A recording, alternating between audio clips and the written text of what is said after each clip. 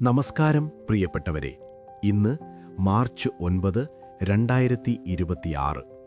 ഇന്ന് ഞാൻ നിങ്ങളോട് ചില ചോദ്യങ്ങൾ ചോദിക്കട്ടെ. നിങ്ങൾക്ക് ശത്രുക്കളുണ്ടോ? ആരെങ്കിലും നിങ്ങൾക്കെതിരെ പ്രവർത്തിക്കുന്നുണ്ടോ? നിങ്ങളെ നശിപ്പിക്കാൻ ആരെങ്കിലും ശ്രമിക്കുന്നുണ്ടോ? നിങ്ങളുടെ പേര് കളങ്കപ്പെടുത്താൻ ആരെങ്കിലും ശ്രമിക്കുന്നുണ്ടോ? നിങ്ങൾക്കുത്തരം അതേയെങ്കിൽ ഇന്നത്തെ സന്ദേശം നിങ്ങൾക്കുള്ളതാണ്. ഇന്ന് ദൈവം വളരെ വ്യക്തമായി പറയുന്നു, നിന്റെ ശത്രുക്കളെ ഞാൻ നിന്റെ പാദപീഠമാക്കും, നീ അവരുടെ മേൽ വിജയം നേടും. സങ്കീർത്തനം 110:1. യഹോവ എൻ്റെ കർത്താവിനോട് അരുളിച്ചെയ്യുന്നത്, ഞാൻ നിന്റെ ശത്രുക്കളെ നിന്റെ പാദപീഠമാക്കുവോളം നീ എൻ്റെ വലത്തുഭാഗത്ത് ഇരിക്ക. ഇന്ന് നിങ്ങളുടെ ശത്രുക്കൾ പരാജയപ്പെടും. യുദ്ധം ചെയ്യുന്ന ദൈവമേ, വിജയം നൽകുന്ന പിതാവേ, ഇന്ന് ഞങ്ങൾ അങ്ങയുടെ സന്നിധിയിലെത്തുന്നു. യുദ്ധത്തോടെ, ശത്രുക്കളോടെ, വെല്ലുവിളികളോടെ. ഞങ്ങൾക്ക് പലതരത്തിലുള്ള ശത്രുക്കളുണ്ട്. മനുഷ്യശത്രുക്കൾ, ഞങ്ങൾക്കെതിരെ പ്രവർത്തിക്കുന്നവർ; ആത്മീയ ശത്രുക്കൾ, പിശാച്, ദുരാത്മാക്കൾ; പ്രശ്നശത്രുക്കൾ, രോഗം, ദാരിദ്ര്യം, പരാജയം; മാനസിക ശത്രുക്കൾ, ഭയം, സംശയം, നിരാശ. ഞങ്ങൾക്ക് സ്വയം യുദ്ധം ചെയ്യാൻ കഴിയില്ല. ഞങ്ങൾ ദുർബലരാണ്, ശത്രുക്കൾ ശക്തരാണ്. എന്നാൽ ഇന്ന് ഞങ്ങൾ വിശ്വസിക്കുന്നു, അങ്ങ് ഞങ്ങൾക്കായി യുദ്ധം ചെയ്യുന്ന ദൈവമാണ്. ഇന്ന് ഞങ്ങളുടെ ശത്രുക്കളെ പരാജയപ്പെടുത്തണമേ, ഞങ്ങൾക്ക് വിജയം നൽകണമേ. ഞങ്ങളുടെ ശത്രുക്കളെ ഞങ്ങളുടെ പാദപീഠമാക്കണമേ.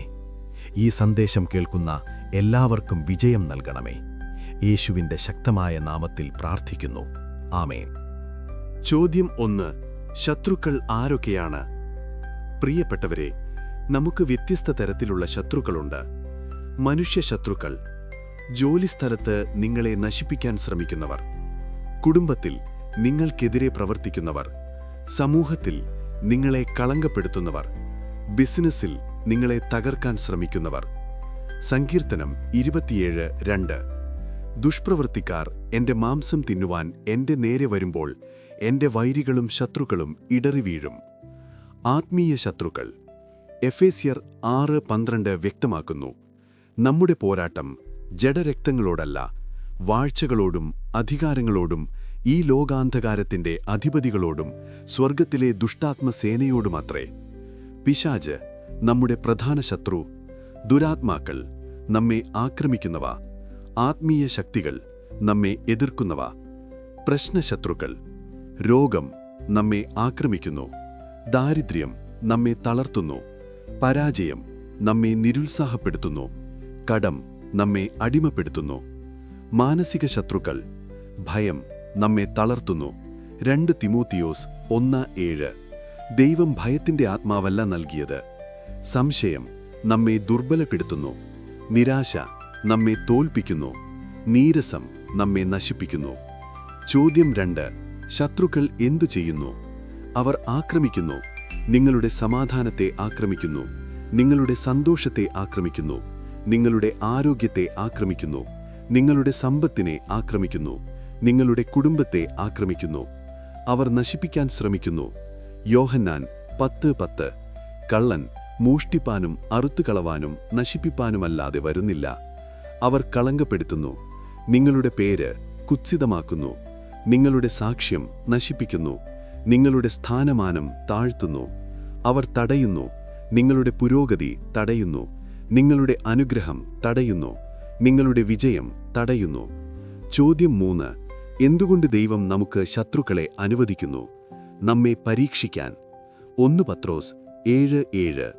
നിങ്ങളുടെ വിശ്വാസത്തിന്റെ ശോധന അഗ്നികൊണ്ട് ശോധന കഴിക്കുന്ന പൊന്നിനേക്കാൾ വിലയേറിയതായി യേശുക്രിസ്തുവിന്റെ പ്രത്യക്ഷതയിൽ പുകഴ്ചയ്ക്കും മാനത്തിനും മഹത്വത്തിനും ഹേതുവായി കാണും. നമ്മെ ശക്തരാക്കാൻ. യുദ്ധങ്ങളിലൂടെ നാം ശക്തരാകുന്നു. പ്രശ്നങ്ങളിലൂടെ നാം പക്വത പ്രാപിക്കുന്നു. വെല്ലുവിളികളിലൂടെ നാം വളരുന്നു. ദൈവത്തിന്റെ മഹത്വം പ്രത്യക്ഷപ്പെടാൻ. യോഹന്നാൻ 11:4. ലാസറിന്റെ രോഗം. ഈ രോഗം മരണത്തിനായിട്ടല്ല, ദൈവത്തിന്റെ മഹത്വത്തിനായിട്ടത്രേ. അതിനാൽ ദൈവപുത്രൻ മഹത്വപ്പെടും. നമ്മെ ദൈവത്തോട് അടുപ്പിക്കാൻ. പ്രശ്നങ്ങൾ വരുമ്പോൾ നാം പ്രാർത്ഥിക്കുന്നു. ശത്രുക്കൾ വരുമ്പോൾ നാം ദൈവത്തെ അന്വേഷിക്കുന്നു. ചോദ്യം 4. എങ്ങനെ ദൈവം നമ്മുടെ ശത്രുക്കളെ പരാജയപ്പെടുത്തുന്നു? ദൈവം തന്നെ യുദ്ധം ചെയ്യുന്നു. പുറപ്പാട് 14:14. യഹോവ നിങ്ങൾക്കു വേണ്ടി യുദ്ധം ചെയ്യും, നിങ്ങൾ മിണ്ടാതിരിക്കണം. ചെങ്കടൽ, ഈജിപ്തിന്റെ സൈന്യം മുങ്ങി. യെരീഹോ, മതിലുകൾ വീണു.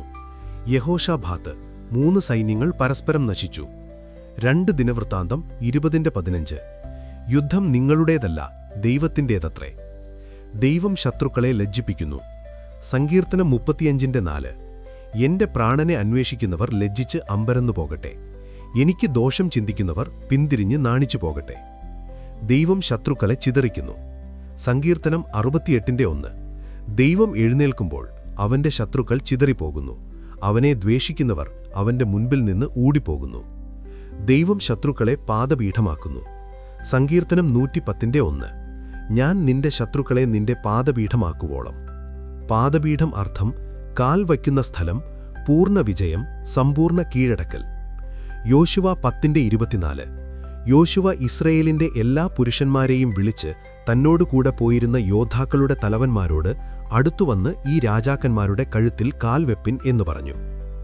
ചോദ്യം 5. നാം എന്തു ചെയ്യണം? വിശ്വസിക്കണം. 2 ദിനവൃത്താന്തം 20:20. നിങ്ങളുടെ ദൈവമായ യഹോവയിൽ വിശ്വസിപ്പിൻ, എന്നാൽ നിങ്ങൾ സ്ഥിരത പ്രാപിക്കും. നിശ്ചലമായി നിൽക്കണം. പുറപ്പാട് 14:13. ഭയപ്പെടേണ്ട, ഉറച്ചു നിൽപ്പിൻ. യഹോവ ഇന്ന് നിങ്ങൾക്ക് വരുത്തുന്ന രക്ഷ കാൺമിൻ.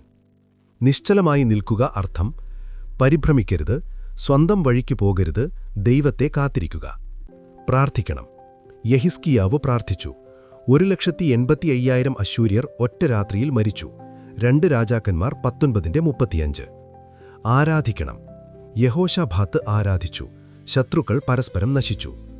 2 ദിനവൃത്താന്തം 20:21. അവർ സ്തുതിച്ചും യഹോവയെ വാഴ്ത്തിയും പാടുവാൻ തുടങ്ങിയപ്പോൾ യഹോവ പതിയിരിപ്പുകാരെ വരുത്തി, അവർ തോറ്റുപോയി. ദൈവവചനം ഉപയോഗിക്കണം. എഫേസ്യർ 6:17. ആത്മാവിന്റെ വാളായ ദൈവവചനവും എടുത്തുകൊള്ളുവിൻ. യേശു മരുഭൂമിയിൽ പിശാചിനെ വചനം കൊണ്ട് പരാജയപ്പെടുത്തി. മത്തായി 4. പ്രതികാരം ചെയ്യരുത്. റോമർ 12:19. പ്രിയമുള്ളവരെ, നിങ്ങൾ തന്നെ പ്രതികാരം ചെയ്യാതെ ദൈവകോപത്തിനിടവിടുക. തിന്മയോട് തോൽക്കാതെ നന്മ കൊണ്ട് തിന്മയെ ജയിക്കുക. ശത്രുക്കൾക്കായി പ്രാർത്ഥിക്കണം. മത്തായി 5:44. നിങ്ങളുടെ ശത്രുക്കളെ സ്നേഹിപ്പിൻ, നിങ്ങളെ ഉപദ്രവിക്കുന്നവർക്ക് വേണ്ടി പ്രാർത്ഥിപ്പിൻ. ചോദ്യം 6. വിജയം ഉറപ്പാണോ? അതെ, പൂർണ്ണമായും ഉറപ്പാണ്. റോമർ 8:37.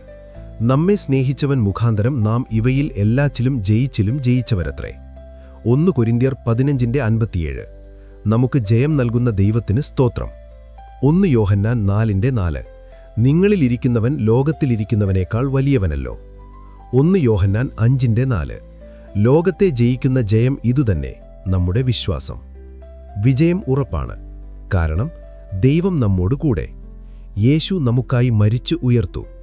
പരിശുദ്ധാത്മാവ് നമ്മിൽ വസിക്കുന്നു. സ്വർഗീയ സൈന്യം നമ്മെ സംരക്ഷിക്കുന്നു. എന്റെ പ്രിയ യോദ്ധാവേ, നിന്റെ ശത്രുക്കളെ ഞാൻ കാണുന്നു. നിനക്കെതിരെയുള്ള ആക്രമണങ്ങൾ എനിക്കറിയാം. നിന്നെ നശിപ്പിക്കാനുള്ള ശ്രമങ്ങൾ ഞാൻ അറിയുന്നു. നീ വിചാരിക്കുന്നു, ശത്രുക്കൾ ശക്തരാണ്, ഞാൻ ദുർബലനാണ്, എനിക്ക് ജയിക്കാൻ കഴിയില്ല. എന്നാൽ ഇന്ന് ഞാൻ പറയുന്നു, ഈ യുദ്ധം നിന്റേതല്ല, എന്റേതാണ്. മാർച്ച് മാസം നിന്റെ വിജയത്തിന്റെ മാസമാണ്.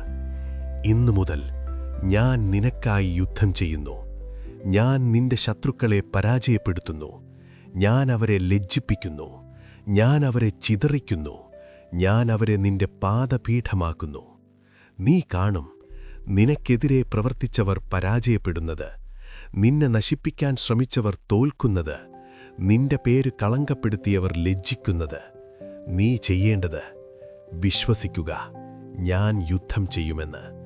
നിശ്ചലമായി നിൽക്കുക, നീ ഓടേണ്ട. പ്രാർത്ഥിക്കുക, തീവ്രമായി ആരാധിക്കുക. യുദ്ധത്തിന്റെ നടുവിൽ കാത്തിരിക്കുക, എന്റെ രക്ഷ കാണാൻ. ഞാൻ വാഗ്ദാനം ചെയ്യുന്നു, നിന്റെ ശത്രുക്കൾ നിന്റെ പാദപീഠമാകും. നീ അവരുടെ മേൽ വിജയം നേടും.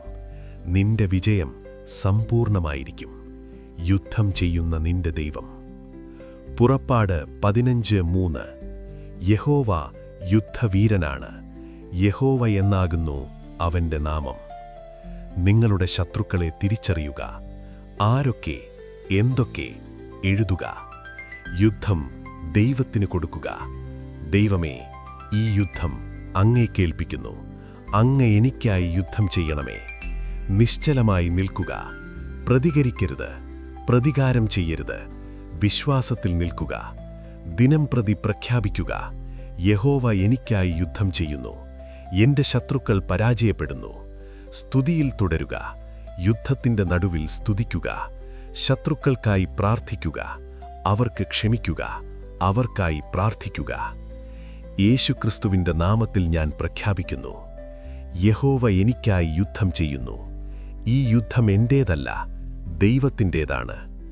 ഇന്നു മുതൽ എന്റെ ശത്രുക്കൾ പരാജയപ്പെടുന്നു. എന്റെ ആക്രമണകാരികൾ തോൽക്കുന്നു. എന്നെ എതിർക്കുന്നവർ ലജ്ജിക്കുന്നു. എന്നെ നശിപ്പിക്കാൻ ശ്രമിക്കുന്നവർ പരാജയപ്പെടുന്നു. എന്റെ ശത്രുക്കൾ എന്റെ പാദപീഠമാകുന്നു. ഞാൻ ജയിച്ചിലും ജയിച്ചവനാണ്. എന്റെ വിജയം ഉറപ്പാണ്.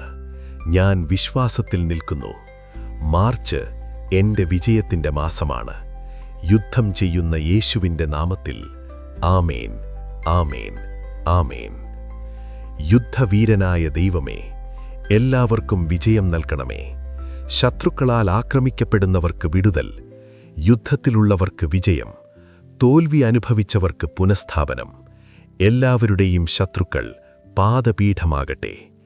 ക്രിസ്തുവിന്റെ നാമത്തിൽ ആമേൻ.